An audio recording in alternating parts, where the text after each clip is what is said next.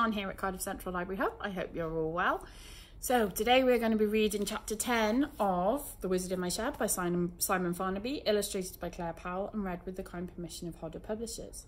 In chapter 9 we went back to the Dark Ages to find out what was happening with Jerobo and Evanhart, and we know that Evanhart has agreed to marry Jerobo as long as Jerobo finds Merdyn.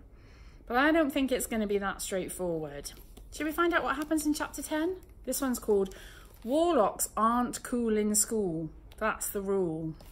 Here we go. With all the excitement of the night before, Rose had almost forgotten about her disastrous audition the previous afternoon. But as she walked into school the next day, she was met with cries of, "Hey, Beyonce!" and "Show us some moves!" There were roars of laughter from every pupil she passed. "Be calm, Rose," she told herself throughout the day. "They'll soon be grovelling at your feet for an autograph. When you're a famous singer, thanks to Merdyn's singing spell, the CATs will be clamouring for a selfie with you as your bodyguards beat them away with sticks." She woke with a jolt, some unsightly drool dribbling from her mouth. She'd been having a revenge fantasy during her last class of the day, history. "I'm sorry, did I wake you, Rose?" the teacher was saying, and the class tittered. The teacher in question was called Mr. Watson, or Mr. One Tone as he was nicknamed, because he only ever spoke in one tone of voice, somewhere around an E flat. He'd been in the middle of talking about an upcoming field trip when he'd spotted Rose dozing off. "So, to recap, the end of term field trip this year will be to Stonehenge." Mr. One-Tone waited for some show of excitement from his pupils, but it wasn't forthcoming. Undeterred, he pulled down the window blinds and started a slideshow. The class groaned. "Oh, a slideshow! Every pupil's worst nightmare." Mr. One-Tone, however, was made of stone himself, so he carried on regardless. "Thought to date from around 3000 BC, Stonehenge is a marvel of Bronze Age architecture," he droned.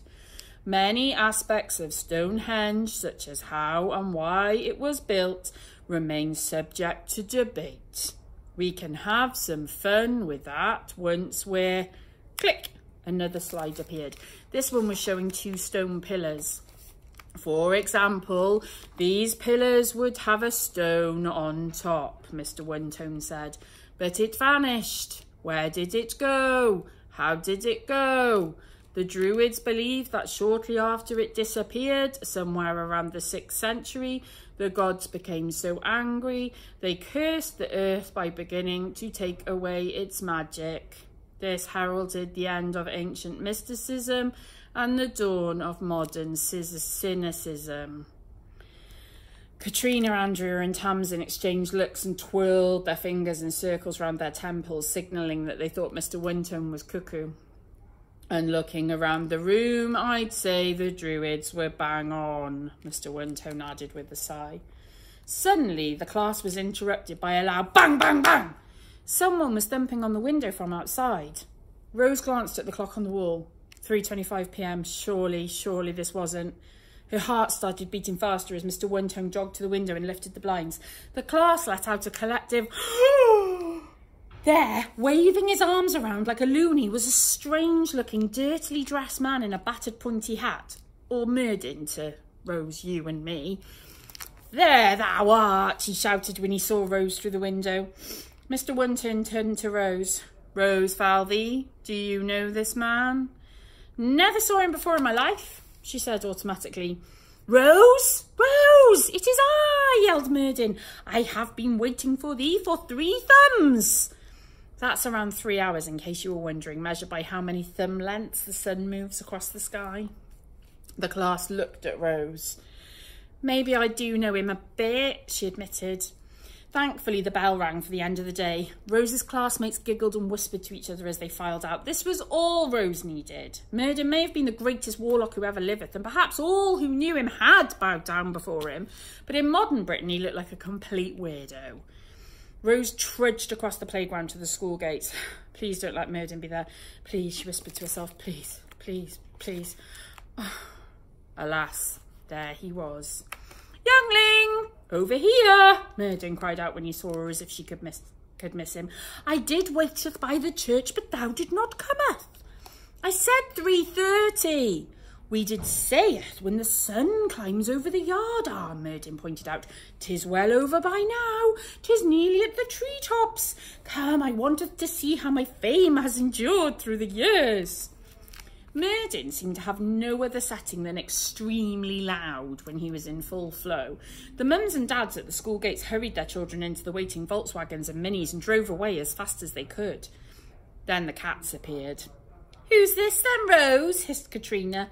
Her makeup was even more garish than usual today.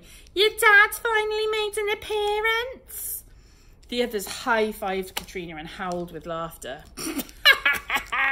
Rose had never told anyone that her father had died. She didn't like people feeling sorry for her.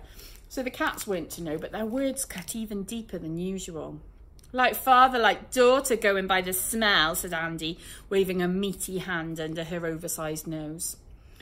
Rose had to admit Merdyn did stink to high heaven, but so would you if you were from the 6th century. Also, he'd washed himself in the toilet the night before, which never helps. "Let's get out of here, he's giving me the skeeves," said Tamsin. Merdyn had watched all this like a hawk, including Rose's face as she tried to steady her bottom lip. "I am pitch-kettled." Pitch-kettled means deriving from pitch or glue, meaning Merdyn was stuck and confused, just in case you're pitch-kettled too. Back to the story. "Why do these hens vexeth thee so?" he asked as the cats disappeared round the corner, hissing and cackling to themselves. Rose looked up from the ground. Merdyn had managed to clear the entire school playground of parents and pupils in record time.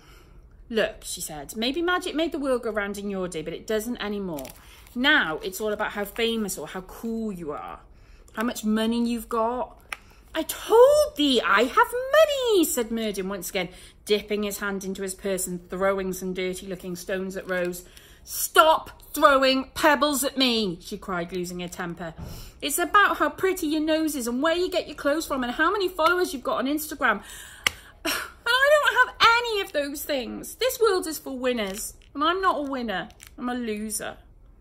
Rose's voice cracked. Her belief in herself had collapsed like a giant Jenga tower and lay scattered about the floor in tiny wooden bricks. Her dad was wrong. She wasn't ever going to be good at anything. Her eyes filled with tears and she sobbed. Just then, she felt something cold press against her cheek. She looked down. It was an old cup, a 6th century cup to be precise, and it was being pressed against her cheek by Merdyn the Wild. "What the heck are you doing?" said Rose, almost forgetting for a second the unimaginable pain she was in. The Warlock looked surprised. "Oh, just collecting thy tears," he said casually. "A child's tears be one of the most precious ingredients for spells. They may be of use to me in my quest to get back to my time." Rose stepped backwards, leaving Merdyn holding the cup in mid-air. "Oh, have thou finished crying?" he said in disappointment.